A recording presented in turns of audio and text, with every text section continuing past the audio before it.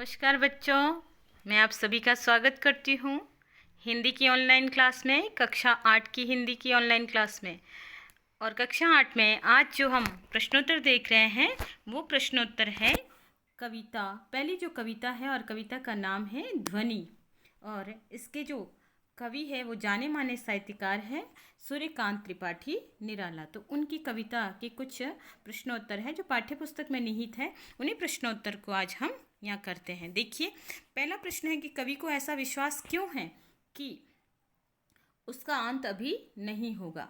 यहाँ पे बिंदी लगा देंगे आप, ठीक है। तो इसका उत्तर होगा कि कवि के अंदर जीवन जीने का उत्साह और प्रेरणा, ठीक है। प्रेरणा यानी कि अंदर से जो भावना हमारे पैदा होती है कुछ अच्छा करने की, तो कवि के अंदर जीवन जीने की उत्साह, प्रेरणा और ऊर्जा बची है और उसके जीवन में वसंत का आगमन अभी अभी हुआ है। वह युवा पीढ़ी को आलस्य की दिशा से उबारना चाहते हैं। यानी वो कवि है वो युवा पीढ़ी को आशा का संदेश दे रहा है कि युवा पीढ़ी को अपना समय है वो व्यर्थ में नहीं गंवाना चाहिए, बल्कि आलस्य को त्याग कर जीवन के नए सपनों की तरफ आगे बढ़ना चाहिए और कुछ करना चाहिए, कर्म की ओर वो बढ़ने का संकेत देना चाहते हैं इस कविता के माध्यम से।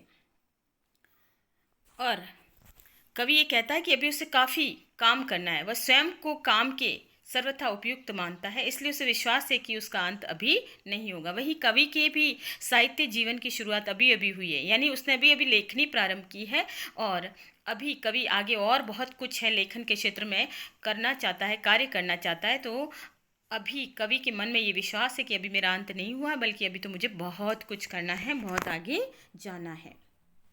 फिर दूसरा प्रश्न है अपना कि फूलों के अनंत तक विकसित करने के लिए कवि कौन सा प्रयास करता है।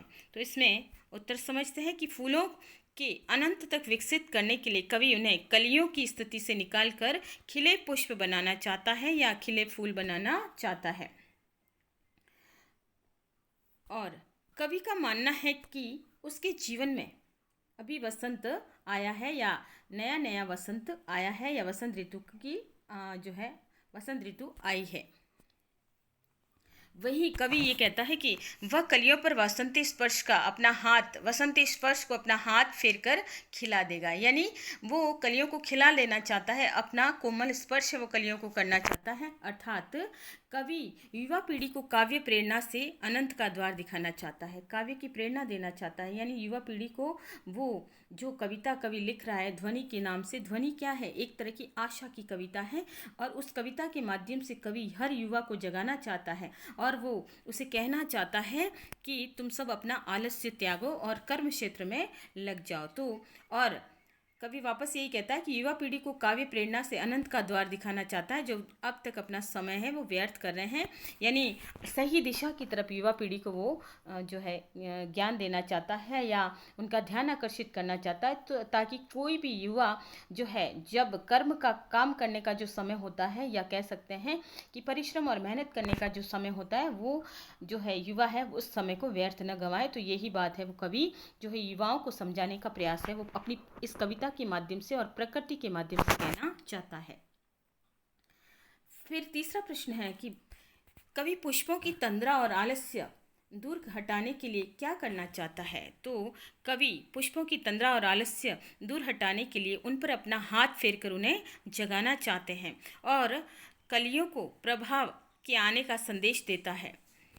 यह कलियां आलस्य से पड़े युवकों का प्रतीक है। यानी कलियां कौन है, कलियां हम सभी मनुष्य हैं और ऐसे में जो युवा जो कि अभी अभी अभी जिनके जो अभी अभी युवा हुए हैं और वो आलस्य से भरे पड़े हैं, यानी अभी तक उन्होंने जीवन का को पूरी तरह से देखा नहीं है, इसलिए उन्हें जो है कलियां कहा गया। उन्हें जीवन की कह सकते हैं कि जीवन के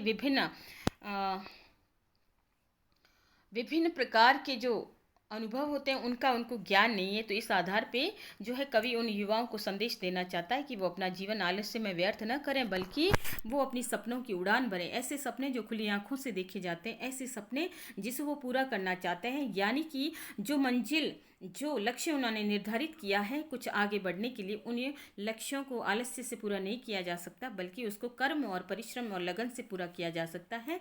तो कवि ये संदेश युवकों को देना चाहता है और कवि स्वयं अपने तक सीमित न रहकर नवयुवकों को सही मार्ग भी दिखाना चाहते हैं। यानी कवि चाहते हैं कि जो वो लिख रहे हैं वो साथ ही साथ हर युवा उस क्षेत्र में काम करें। इसलिए कवि नींद में पड़े युवकों को प्रेरित करके उनमें नए उत्कर्ष के साथ सपनों को जगह देगा और उनका आलस्य दूर भगा देगा और उनमें नए उत्साह का संचार है वो कर देगा। तो ऐसा कवि है वो चाहता है। तो ये 3 प्रश्न ही थे इस कविता के। तो आशा करती हूँ कि ये प्रश्न आपके लिए अत्यंत उपयोगी रहेंगे। धन्यवाद।